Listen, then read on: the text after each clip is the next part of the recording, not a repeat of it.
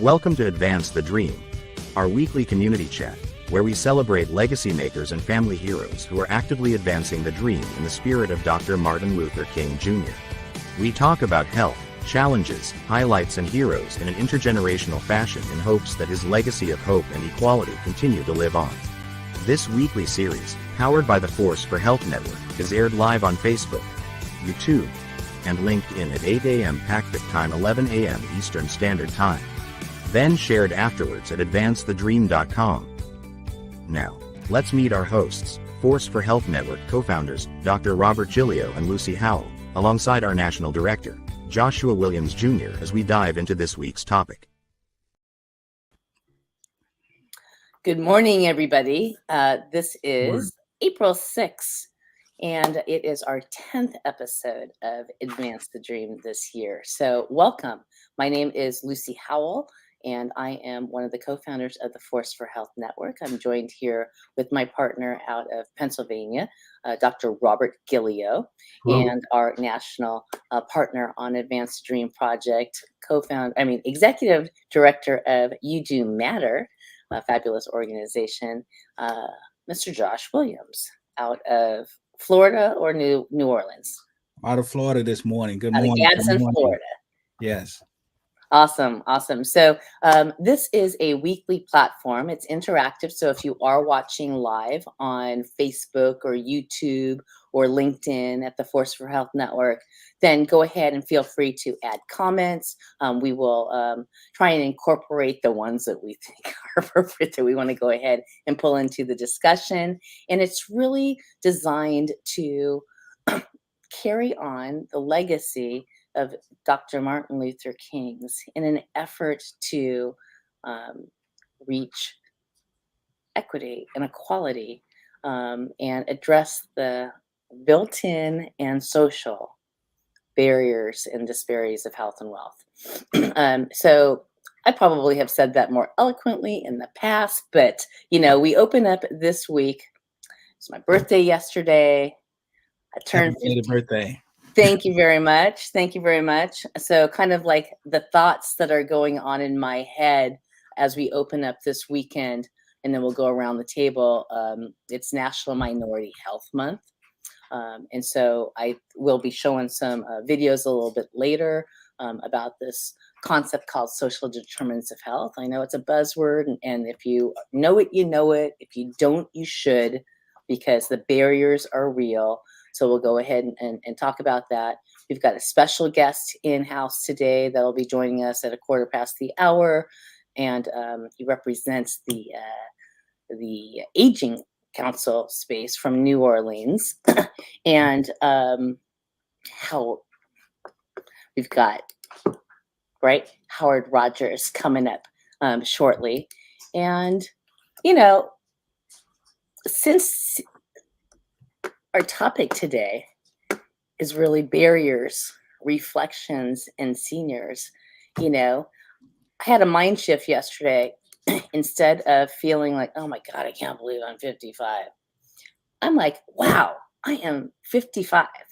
And I am going to embrace and take care of this body and just, make sure that my family has access. And I'm really leaning on my family too. I mean, I'm really like, hey, Glenn, do you know what your blood type is? You know what your cholesterol levels are? So I'm just really kind of going to lean in this month and make sure that I can answer certain questions about the people in my life.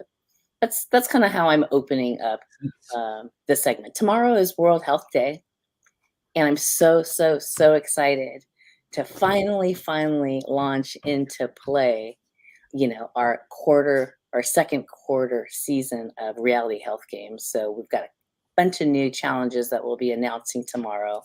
But it's a busy time. It's a busy weekend, but April is a time of opening and birth, and I'm excited to be here. Those are my opening thoughts. How about you, Rob? Well, you talk about social determinants of health, and it's been a chronic thing where I hate that term. And I look at things where as you age, people are determining that maybe you are not able to do certain things, or maybe there are barriers where you really can't. And I think as we deal with disparity issues, minority health issues, the term that the sociologists and medical anthropologists have used for the last decade or so is social determinants of health. And it's what you should look up, what you should Google, what you should hashtag as you follow all this.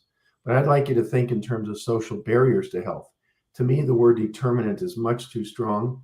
I look at the background that various folks have come from, and if we were to look at social determinants of education, and I look at my background, that of my immigrant grandparents and my father with very little education, and now with 3 kids with advanced degrees, and the next generation all with advanced degrees and doing well. It's not been a determination, but it's been overcoming barriers. And it might have been easier for me to overcome those barriers with certain of my ethnicity, skin color, neighborhood, schools, and other things than others. But they were not determinants. They were barriers that had to be overcome. So as we listen about aging, what barriers are in place, especially for people from a minority health situation that have overcome other barriers in their life?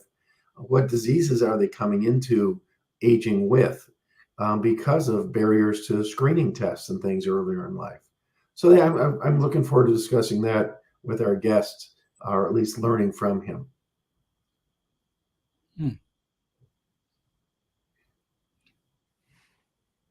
Lucy, you're muted. I apologize. You're also caring for 2 seniors. You're a senior and you're caring for 2 seniors. You're sandwiched right in there. And I understand, the barriers and determinants, a difference, because you're absolutely right. They're not determinants. They're barriers to figure out how to go around. They're not going to determine your outcome. But yeah. So, and Josh, what's your opening thoughts for today, April 6th? You say social determinants of health, Doc say barriers. I would say obstacles. Okay. Because we have been dealing with several obstacles as it relates to not only just multi-generational opportunities for older people, but I mean just opportunities in general. As we continue to try to, I guess you would say, coming from this side, ease the pain that are associated with a lot of elderly and adults that may not quite understand exactly what we're doing, but actually have an interest into what we're doing and trying to play that part or play that medium role. I'm so glad that we have the opportunity to have an individual such as Howell Rogers, who has been working with seniors, it's almost his entire life. I actually learned a lot on my ability to incorporate multi-generational training for seniors and kids through Howell Rogers. He was one of those individuals that I actually met early on in my life, and I saw how he was actually working with seniors, and I kind of developed just a knack, just being around him, of actually doing some of the same stuff that he was actually doing in the community. So I'm glad to have him. He's going to share some things with us that are very, very important as it relates to his experiences with seniors. And I look forward to hearing him and still learning from him as we move on today. Yeah, no, I think that's great. I think that this video that I'd like to show that kind of sets the stage for then the discussion for the rest of the show was a video that we co-produced with some partners out of Case Western in conjunction with University Hospital. And this was a project that we worked with to address infant mortality, right? And so Cuyahoga County happened to get to boast. I mean, this is the bad thing to be known for, but it had the highest infant mortality rate in the country. And that's the last thing that the state of Ohio or Cuyahoga County wanted to be known for. So there was this grant that was issued to all of the government resource center and got dispersed to the universities. And we happened to be hired by one of the teams to do this project. And it was virtual reality, augmented reality, learning management system, but we got a chance to interview many of the leaders and really put forth this implicit bias type of, challenge slash training. And one of the videos that was produced did a really, really good job at addressing this. So I'm going to go ahead and pull that up right here for a moment, and then we can talk about it, and then hopefully your guest will be arriving shortly in the background, and let's go with that.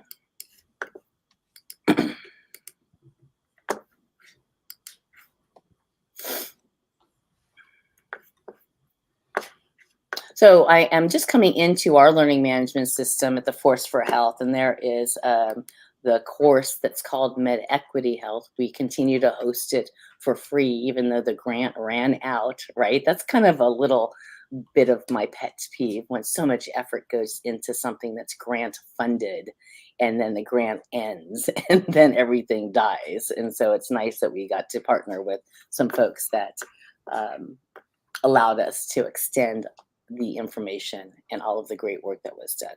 But let's go ahead and get this played.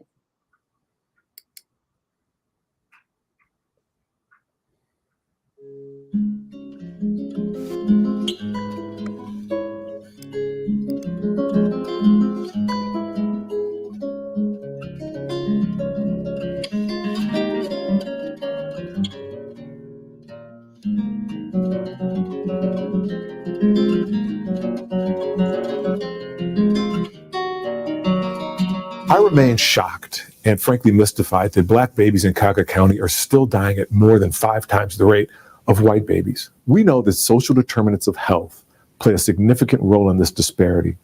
But as I introduce this journey that centers around social determinants of health, I also want to take a moment to highlight and emphasize the need for attention to fatherhood as a social determinant of health. That's right, fathers and fatherhood as a social determinant of health. Generally, social determinants of health are the conditions or circumstances in which people are born, live, learn, work, play, pray, age, and ultimately die. It's important to note that these conditions or circumstances that people find themselves in are largely shaped by the distribution, equitably or not, of money, power, and resources at the global, national, and local levels. The differences in health outcomes are striking between communities with excellent social determinants of health compared to those with poor social determinants of health, such as unstable housing, low income, substandard education, food insecurity, and safe neighborhoods. All of these factors ring especially true as it relates to outcomes associated with infant mortality and reducing the infant mortality rates in Cuyahoga County. As I alluded to earlier, I believe that one of the missing focal points to address the infant mortality crisis in Cuyahoga County is fathers. Many times men are only vaguely conceptualized as a social determinant of health factor, and when they are, it's mostly with negative connotations. But I'll share a few facts. A father's presence or absence in the mother's life is inextricably associated with family poverty, and that father's income as a contribution to the household is directly associated with improved child health. A father's presence and engagement in the household is also positively associated with enhanced childhood development. And just as men and or fathers are proven critical to a child's health, their presence, when positive, is also a critical factor in reducing toxic stress in expectant mothers. So when thinking about fathers as a social determinant of health, men or fathers are critically associated with all 3 elements of the foundation of improved child health and toxic stress prevention. 1, stable and responsive relationships. 2, safe and supportive environments. And 3, appropriate and improved nutrition. As it happens, these same 3 themes are also relevant for optimal reproductive health. So addressing social determinants of health is clearly important and is becoming much more of a focus and a priority for a variety of healthcare stakeholders. Thank you for listening, and I hope you come away from this journey with a better understanding of how the social determinants of health and fatherhood are crucial to lowering the rates of infant mortality, as well as moving the needle on institutional racism. Thank you. That actually, to be honest, was not the video that I had intended to play. It's the next video, but I let it play because, again, it's part of the conversation. And that project really did pull tons of stakeholders to the table. Silas Buchanan there was an expert that was pulled to the table that really had an expertise of reaching into the faith-based institutions. And so if we have time, and I see that Howard has joined us, so that's wonderful. If we have time, maybe towards the end, since it is National Minority Health Month, and since Social Determinants Barriers of Health is a main push right now out of the Office of Minority Health, maybe we'll go ahead and watch it at the end. But I certainly want to go ahead and leave most of the time to talk about Howard's story and what issues he sees. So I'm going to pass the baton to you, Josh. Can you please introduce your guest? And you're muted.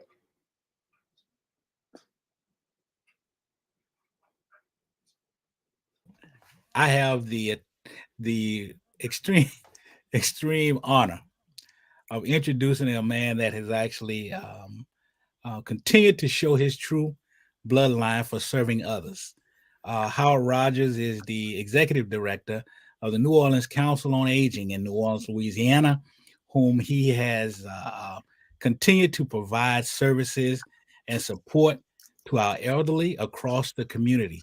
Since Hurricane Katrina, Howard has been working continuously trying to make sure that seniors have an opportunity to engage themselves with activities, making sure that they are taken care of as it relates to the heat. He has been doing a plethora of things in the New Orleans community, and not only New Orleanians have seen that, the country has seen it. Howard has received the People's Health Award for New Orleans. We are so proud of him, and I would also not leave that introduction out without saying that he's a member of Alpha Phi Alpha Fraternity Incorporated. Ladies and gentlemen, I'd like to welcome Howard L. Rogers. Well, good morning. Good morning, and thank you for allowing me this opportunity to address you guys on this very important topic. And thank you, Josh, for that introduction. A little bit about myself. I'm Howard Rogers. I'm the executive director of the New Orleans Council on Aging, Area Agency on Aging. We are basically, our charge is to providing aging services to the 80 plus individuals, 80,000 plus individuals over the age of 60 in the city of New Orleans. I started off this particular, I guess you could say, lifelong journey in 1977 when I assisted a young lady in starting a senior citizen center in my neighborhood, Carrollton Holly Grove Center. And I was with her for about 6 years. And then I went to go work for the Council on Aging back around 1984, 85, as I was given the opportunity to take all of the senior centers, which there are 14 now in the city of New Orleans, and collectively utilize my talents in providing them with services and training to enhance their activities towards the seniors.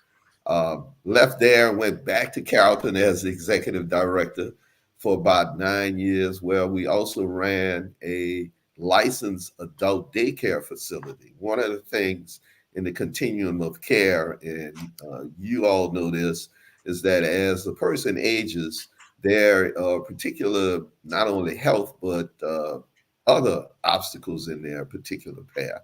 So therefore, they need some assistance, because one of our main goals is to keep that individual in their community as long as they can, so they can be productive parts to their community. Unfortunately, in our society, as I always call it, the throwaway society, even when you get to a certain age, we have a tendency, just like when we go to fast foods, after we finish, we throw it away. And in some instances, in not only in this country, but this world, when we finish with certain individuals, we place them aside and we throw them away. So, you know, it's my opportunity and my duty, and actually it's been my passion to work with and try to enhance and keep folks alive and around as long as we can. Um, After I left Carrollton, I've been at the Council on Aging since 1999 as the executive director, and it's been fun.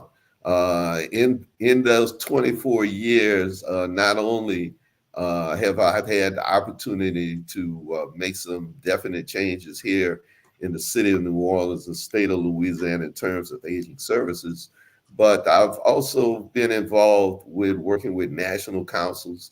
I was on the board of the National Council on Aging at one time, and also on the board of the National Association of Social Workers. So recently came back last week from the American Society on Aging's conference, which was held in San Francisco. So we try to, and I also make it a point to bring my staff so they can see what's going on around the country in innovative services for the elderly. Now, one of the things that is, listening to your introductions and what you're talking about today is that, one of the things that, and it's my philosophy, is that we have to look at our aging community. A lot of times people believe or they have this conception that they're not going to get old. And, it's interesting when you go and address a group of individuals, especially when I had the opportunity to address the Louisiana representatives one time about adult daycare. And they kept saying, well, you people. And I had to remind them that half of them up there were over the age of 60. So it's not just you people, it's you too. And that's what happens. Individuals forget that they are aging also. And we all know what happens when you stop aging. And, that's one of the things that we're trying to hold off on. Yeah. Yeah. Yeah. How you are definitely right. Because we do forget that. And sometimes when I wake up in the morning, I'm quickly reminded too that you too will be old one day.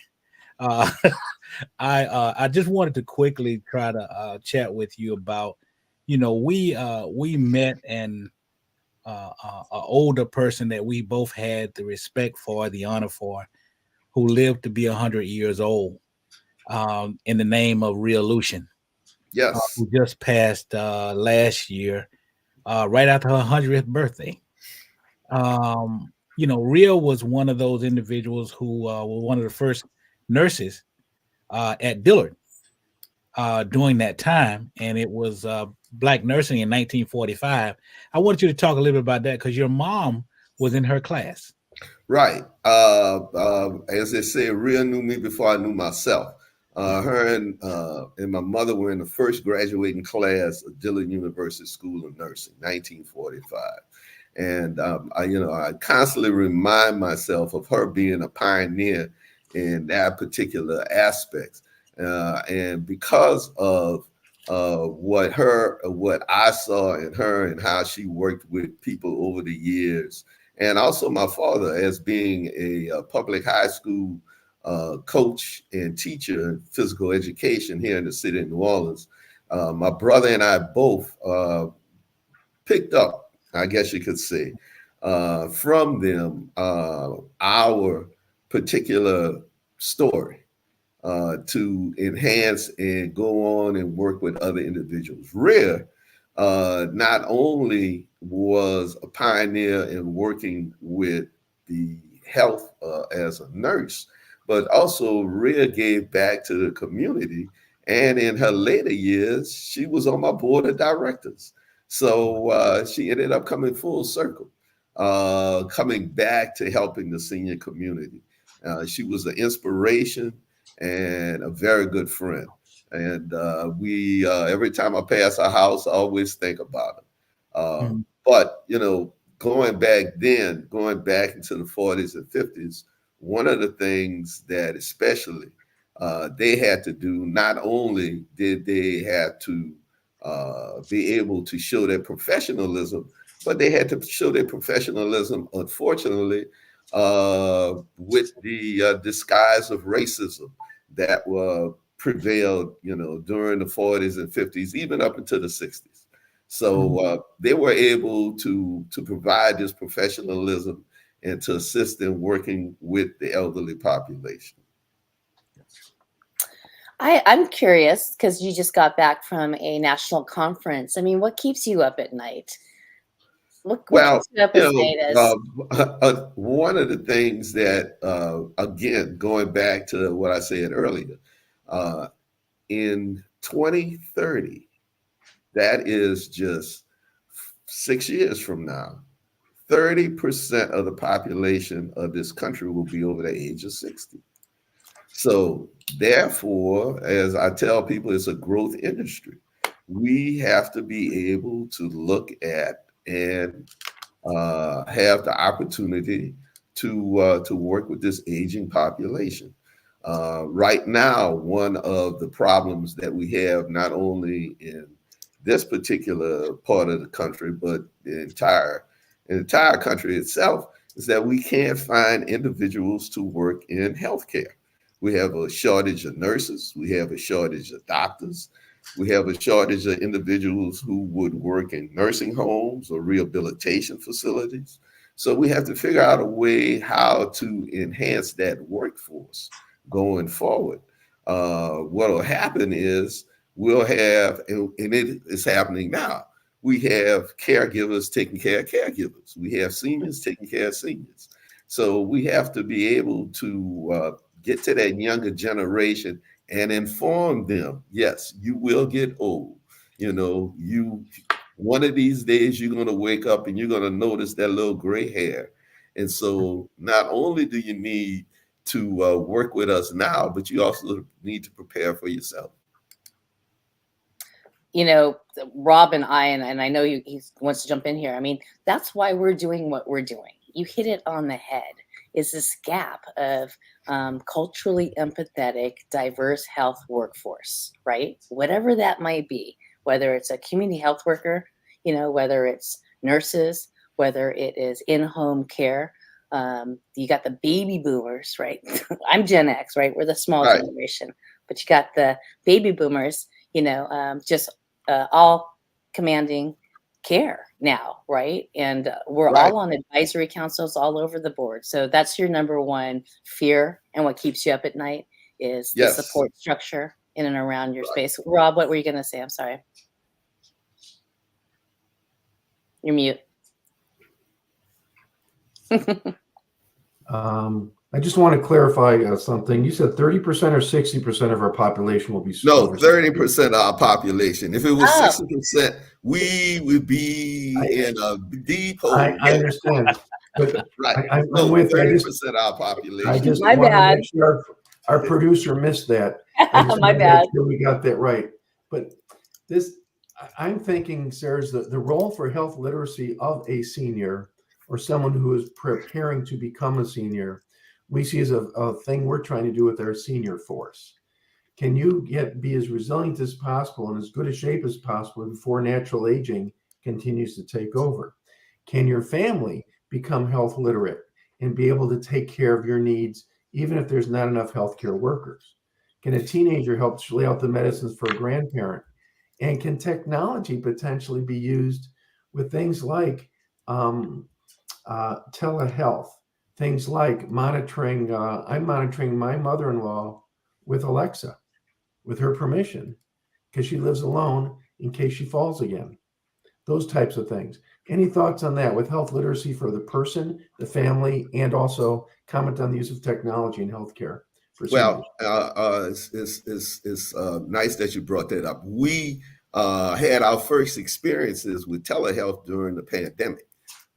Because since a number of hospitals and clinics limited individuals coming in for appointments, we started to see the growth of telehealth. Unfortunately, there's a digital divide when we talk about telehealth and technology. The population that I serve have a hard time sometimes opening up their iPhone or their Android. And so, in fact, I had a little problem trying to get into this chat room today. Okay, so that just tells you a little bit part of the digital divide. We need to, in that terms, yes, we can. We need to educate individuals, especially over the age of 60, how to use technology to assist us. And yes, their family can be part of their healthcare. In fact, in some instances, their family is their only healthcare provider outside of their doctors and their nurses, because they're the only ones who they can rely on. Here in Louisiana, there is a program with the Department of Health and Hospitals where they will provide additional financial resources for individuals who can assist in taking care of a relative or a dear friend over the age of 60. Unfortunately, that particular program has a waiting list of over 3,000 individuals. Yeah. And that waiting list has been like that for the last 5 years. All right. So, it depends upon, again, it depends upon the region. It depends upon the region of the country where, if that particular state legislature or individual city and their governing bodies provide enough additional resources, especially financial resources, so that individuals would be able to care for a loved one at home. The digital divide, and unfortunately, as we see, the goal. He who has the goal makes the rules. So if you are able to provide more of these resources for people, then you'll start to see alleviation of some of these problems. Hopefully, even on the federal level, that we can, and we've been, when I say we, I'm members of various aging organizations around the country, have been lobbying our federal representatives to enhance those services for seniors. Right now, we're going through the process of the reauthorization of the Older Americans Act. The Older Americans Act was responsible for bringing us Medicare and also setting up the aging network around the country back in the 60s. It has to be reauthorized every 5 years. So there's going through a reauthorization period now. One of the main parts of that, which social advocates, aging social advocates, are trying to enhance, is to provide additional nutritional services. In other words, Meals on Wheels and other various activities where individuals can get a decent meal a day. In this country, we live in a food desert. We have seniors who live either independently or they're staying with a relative because of their financial resources, but they don't have enough financial resources to provide nutritional benefits for them on a daily basis. In other words, for some people, they only get one meal a day instead of 3 meals a day. And, nutrition is part of the system that keeps us. If we can't eat, we get sick. If we get sick, we got to go to the hospital. And now we're burdened on the healthcare system. What were some of the tones and what were some of the innovations or the themes that were coming out of the national conference? Well, one innovation, and I spoke to the young lady about this this week, is that there is a movement to get churches and pastors in churches to identify those individuals in their congregation who either have the first stages of dementia or either the first stages of Alzheimer's, and try to have some intervention in the beginning so that they can get some assistance as the disease progresses. That was one thing that I brought out, that I took back from that. Another one, again, is going back to utilizing technology to enhance the caregiving activities of those caregivers who are working with their loved ones. Going back to what Dr. Roberts said earlier, how he monitors his mother through Alexa. So that was a demonstration on using that type of technology to monitor people over a distance. And it seems to be pretty good that it works. But again, going back to what I said earlier, we have to figure out a way how to get rid of this digital divide and get seniors to trust technology. You know, that's one thing how that I'm sorry, you can come right after me, but that's one thing that we were working on. I've had the opportunity to work with some of your seniors over there at the New Orleans Council on Aging. And one of the things that I found out at the location was that the seniors are interested in technology, but you know, due to the fact that the knowledge of computers are not there, it takes a little more time to work with them. They are, some people say that they're impatient. I don't call it impatient. I call it just don't know exactly how to deal with it. So we have to be more patient with them. What we're trying to do at the Force for Health is actually bring some innovation with technology programs that will assist them. But the first thing we have to do is get them to utilize that equipment and not be afraid of it. That's right. And that's the biggest hurdle or obstacle, once again, that I found out that we had with them, is that they're afraid to use it. They're frustrated if they can't get it to do what they want to do, so they leave it alone. So it's going to take us to actually do some more time sitting and holding hands of that. I think, though, Josh, you do a great job with the holding hands. You have an innovative program where you put the teenager right into the hand. You have your training course, but I think part of this training is for that teenager or for that middle-aged person like Lucy or older person like me to have the skills to then sit with my mother-in-law and facilitate that telehealth visit with her. And so you have the teenager mentor the senior, you have the teenager or young adult trained to be a force for health, not just for themselves, but for their senior, and to be able to interact, be that bridge till they get comfortable with things. We also, have this whole senior force thing where those that are able have a whole series of resources that they can access at no cost. So there's no barriers. And I'd love to, with your 14 senior centers, it would be fun to test out and see if there'd be an interest in putting together a New Orleans senior force, little online community addressing isolation and teaching some of these skills like Josh and Lucy were just showing with, say, smartphone basics. Any thoughts on that, sir?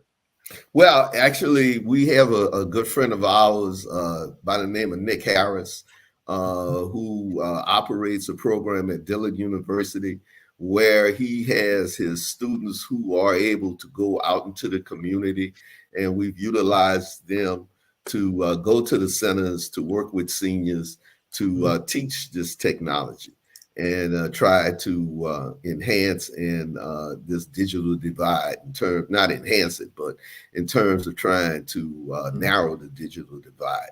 That's one thing. One of the other ones that we've started during COVID is a program called Bingo Size, where we have virtual bingo and exercise at the same time. And it is a program that we were able to move forward with after the pandemic was declared over with, and we're still teaching Bingo Size with seniors. We also have another program that we're trying to more or less introduce soon, where we will be able to have a limited number of tablets that we're going to give seniors. And with that, we're going to look at trying to start more or less chat sessions where we can have them talk to various individuals about either finances, housing, health through this. So we're moving into that direction, and hopefully with the help of folks like Josh and Nick Harris and other individuals I've been able to call upon over the years to try to put some of these ideas that I'm trying to advance. Hopefully it'll work. So unfortunately everything takes time, and we just have to just keep at it. I've been keeping at it for 47 years. I've been working with seniors, and I tell everybody I started off as a young person, and I've grown old working with seniors. All right, which is, for me, it's been a lifelong journey. It's been an experience, but it's been a very grateful experience.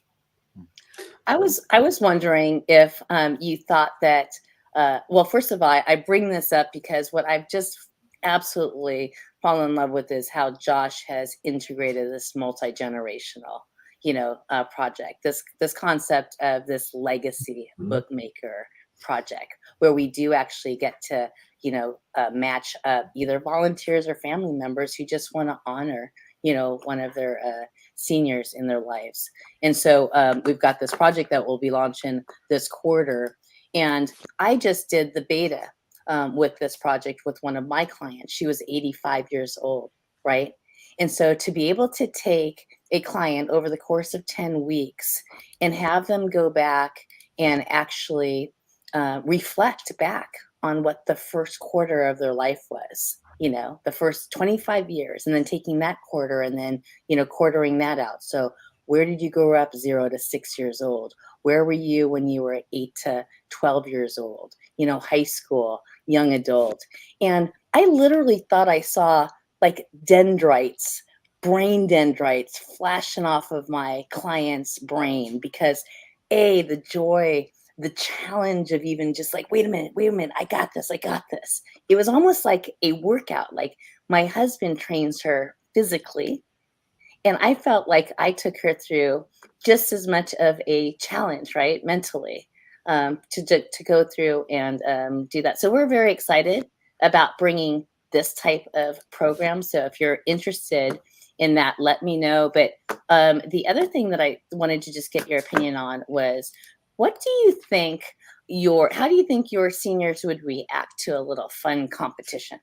For example, I'm very good friends with our PIMA Council on Aging, right? And like I said, I turned 55 yesterday. I don't feel like a senior. Happy birthday.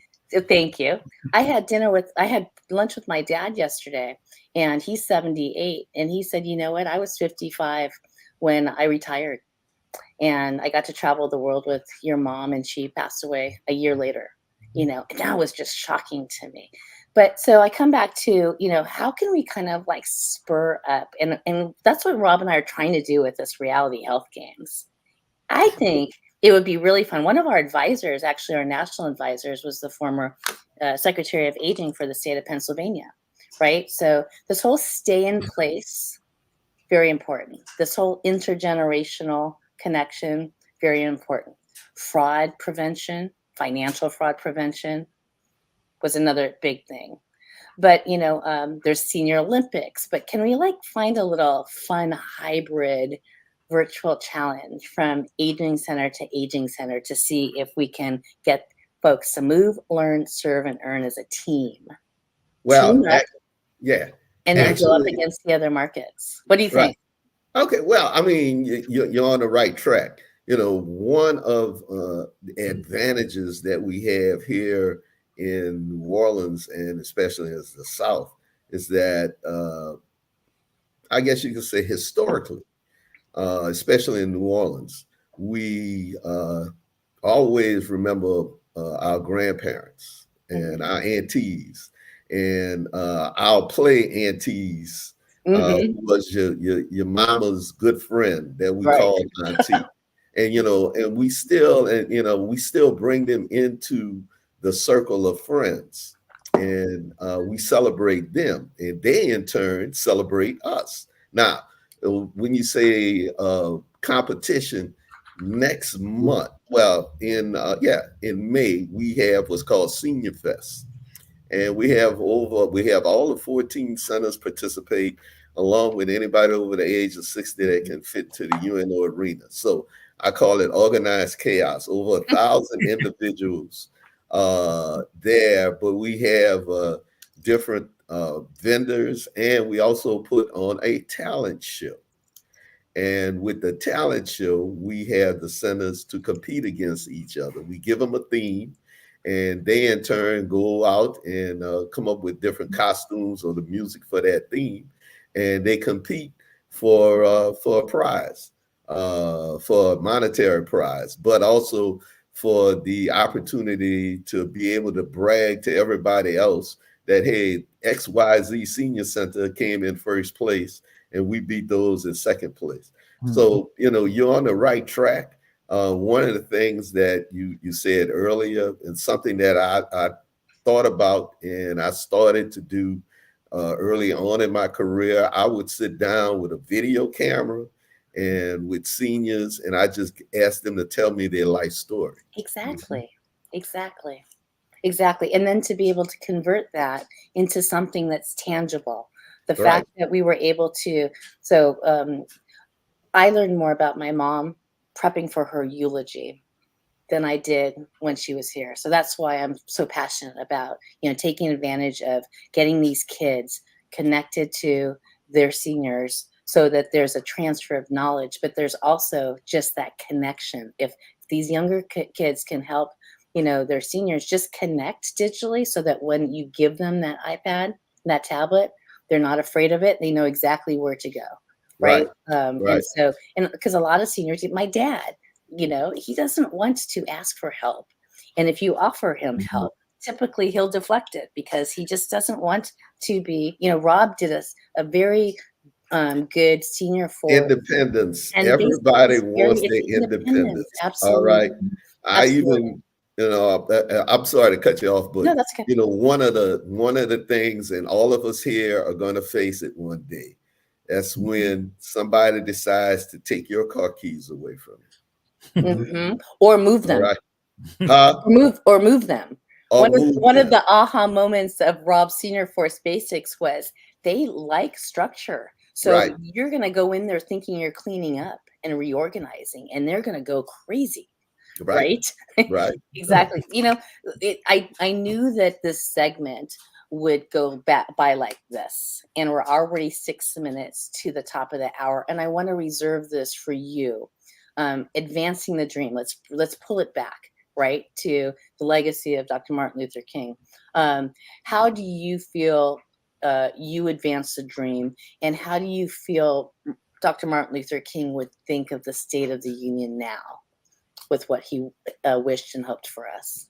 Well, I hope that, and it's my thought that being able to serve seniors, those individuals who have gone through that very tumultuous time in the since their birth, in the 20s, 30s, or actually when they became adults, in the 30s, 40s, 50s, and 60s up until now, that I've been able to work with them to do two things. One, remember the past, but prepare for the future. And I think that is one of the things that we have to do. My first degree is in history, and there is a thing: if you don't know your history, you're apt to repeat it. So we have to be able to learn, and that's where the intergenerational part comes in. If we can teach, all that, just think about collectively, as Josh said about Rhea Lucian, she was 100 years old. I have a number of friends of mine that are in their 90s and they're 100. And just to sit there and listen to them and get them to tell me their life story, I pick up some tidbits that I could utilize for myself. And so just think about the wonder of and that's one of the things that we try to do. We have started programs, and we've been using programs with Xavier University School of Pharmacy, LSU School of Nursing, and Dillard University School of Nursing, where we have those students go into the centers and talk to the seniors, not only providing a service like free blood pressure checks and also looking at their medication, but for them to get the opportunity to sit down and listen to some wisdom, and also the training on how to work with individuals of different ages. So when they become professionals in that field, they won't have that when they're the pharmacists at Walgreens. They'll know how to talk to Miss Jones. They'll know how to, Miss Jones is saying that she has XYZ ailment, but she's afraid to go to the doctor. They can give her some comfort and inform her that you can use this medication, but you need to go to your doctor and get them over that scare. Do you think Dr. Martin Luther King would be proud of how far we've come, or do you feel like he would be disgruntled? No, I think he would be proud of how far we come, but he would also say that we still have far to go. That's right. That's right. He always said, I might not be with you, right? Right. When you reach the goal, but we will take it along together. So just to kind of recap a couple things, right? Be cognizant on the fact that 1/3 of the population will be in the senior space, and that we need more caregivers. We need more caregivers. We need more caregivers now. Right. And where I really see a lot of that, I really see the retired teachers, retired nurses, that whole kind of 50 to 70-year-old space can really still play a very active role in that. And so I'd like to see kind of some activation. They can, but sometimes I get this, I don't want to be around them old people. Well, right. You go say, well, I don't want to be around them old people. Wait a minute, you're 85 years old and you don't want to be, I don't want to be around them old people. So, I was on a meeting yesterday, and it was about 20 businesses, and it was with our large Pima Community College, and it was the fitness and health program. And they were showing up all types of stats on, the types of jobs and occupations, community health, and everything that can kind of span up out of that.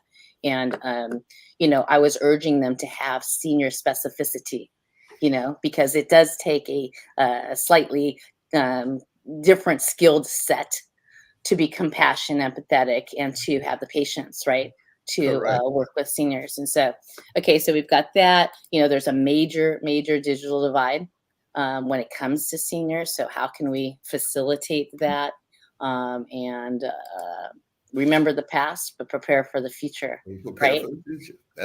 And I didn't write down the other banner, but I'm going to officially challenge you into a New Orleans Tucson State College challenge, if you'll accept it. And we'll go ahead and talk about that later. But I think it would be fun to spark up some market to market, virtual health challenges that intersect technology, science, and health, and intergenerational knowledge transfer. That's really kind of what that's all about. Final thoughts, Rob. You said we have a long way to go, and I think, paraphrasing King, faith is taking the first step when you don't know where the stairway is going. But I think we have to do our best efforts at taking those first steps, and look forward to taking a few of those with you in a follow-up if you care to. Josh. All right. Thank you, Howell, once again for your time and attention in this matter. Working with seniors has been a godsend for me, because it got me to appreciate in which I have come. So I will continue to pledge myself. We talked about Rhea and her good gracious. Me really being around her really developed and increased my love to make sure that seniors were given their flowers early before late. So I'm very pleased. And like I said, we are going to meet each other again as it relates to trying to continue to enhance our seniors. We're looking forward to working with some of the centers there, and we will be getting in touch with you about trying to implement some of the things in which the Force for Health have in store right now that we know that you guys will love to participate in. Well, like I said, I thank y'all for giving me this opportunity to be on the show today, to get some of my thoughts out. Thank you, Josh, for providing me this opportunity. I hope that I was able to bring some pertinent information and timely information that we could utilize going forward.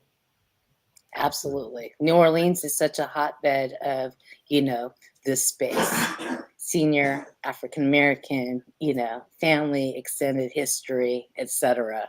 So you're always welcome. Okay. Well, in fact, I'll give you a little tidbit. The New Orleans Jazz and Heritage Festival will be in about 3 weeks.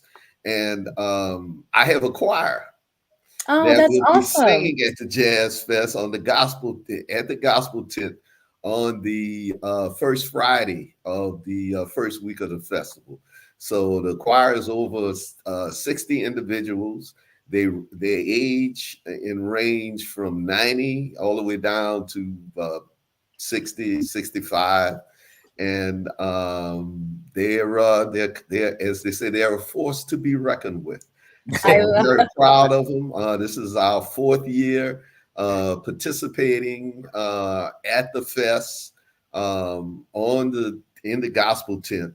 And so I'm kind of looking forward to it. And hopefully we'll get some videos that we can shoot to Josh and he can share with you guys about it. And that's how you guys would earn points as an agency, right?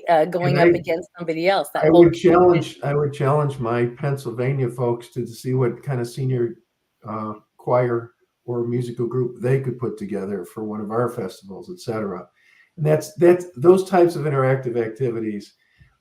It's kind of a different kind of Olympics for the rest of us, but it keeps us sharp. It keeps us moving, keeps us learning, keeps us social, keeps us interacting, and maybe advances some of our knowledge. Real pleasure having you on today. Keep up the good work, sir. What an honor. Wonderful. So that's a wrap, everybody. Have a wonderful week. Remember to always be thinking, how can I advance the dream?